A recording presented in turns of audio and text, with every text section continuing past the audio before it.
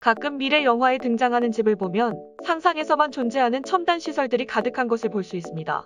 그 기능들이 정말 편리해 보여 미래에는 평범한 가정집에도 저런 기능을 쓸 수 있지 않을까 하는 생각이 들기도 합니다. 그런데 한국의 평범한 가정집 모습을 본 외국인들이 이러한 기분을 느낀다고 하는데요. 도대체 어떤 부분이 그들에게 충격을 선사한 것인지 같이 한번 알아보도록 하겠습니다.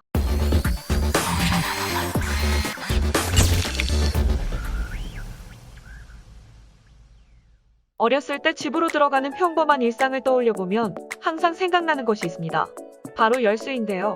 집에 사람이 아무도 없을 때는 중요한 물건을 도난당하거나 다른 범죄의 표적이 되지 않기 위해서 항상 문단속을 해야 했습니다.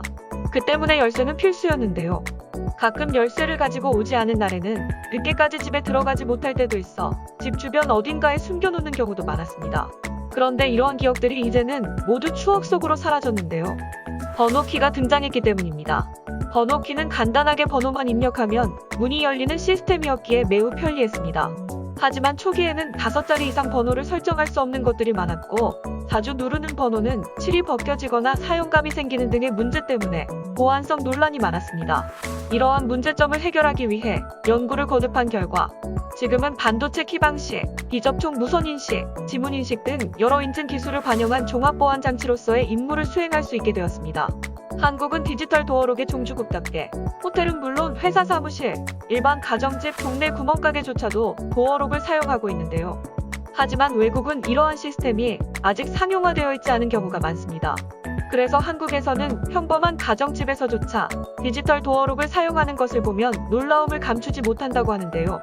한국의 평범한 아파트 로비에서 1차로 비밀번호를 입력하고 집 현관에서 2차로 비밀번호를 또다시 입력하는 것을 본 외국인들은 마치 미래 세계에 온 기분이라고 말하기도 했습니다. 충격을 받은 외국인들의 댓글을 함께 살펴보도록 하겠습니다. 내가 한국 집에서 가장 부러워하는 것 중 하나는 문 시스템이야. 맞아. 한국은 정말 고급 기술을 가지고 있는 나라야. 나도 저게 정말 부러워. 내가 한국에 있는 동안에 나는 열쇠를 가지고 다닐 필요가 없었지. 나는 한국이 오랫동안 사용해온 이 마법을 미국에 재현하기 위해 모든 미국의 집과 아파트를 개조하는 것에 찬성하고 있어. 한국은 항상 앞서 나가는 것 같아. 그냥 평범한 집인데 왜 영화를 보는 것 같은 기분이 들지?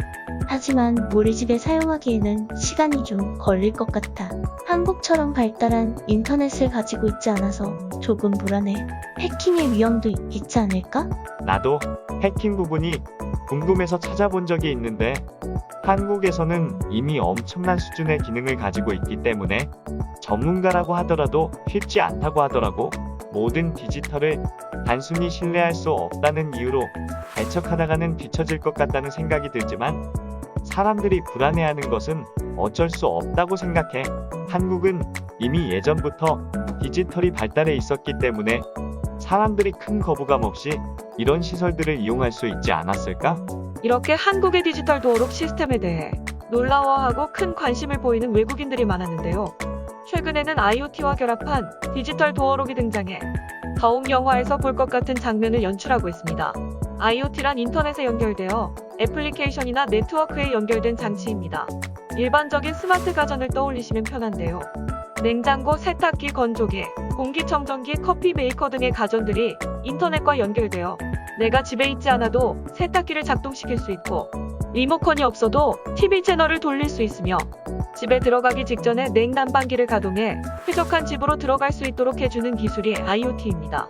최근에는 도어록도 이 IoT 기술과 접목해 가족 구성원과 방문객, 침입자 등을 구분하고 집주인이나 가족 구성원의 출입 시 자동 점등 및 소등을 하며 심지어는 내부 온도를 조절하기까지 합니다.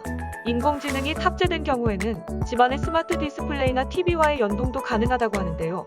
휴대전화와 연동하면 집 밖에서도 가족 구성원이 아닌 단순 방문객의 출입을 허용할 수 있으며 특정인에 대해서는 제한 시간 동안에만 출입을 허용하고 이후에는 자동 잠금이 되어 육아, 청소, 주택관리 서비스, 택배 등에 활용할 수 있게 변화하였습니다.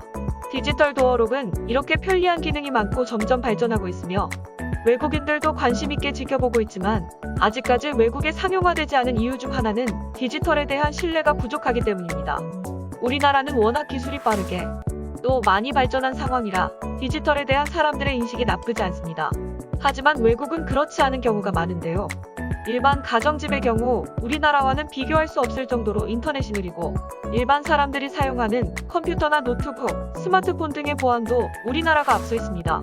그 때문에 디지털 도어록은 세계 시장에서 신뢰를 얻어가는 단계라고 할 수 있는데요.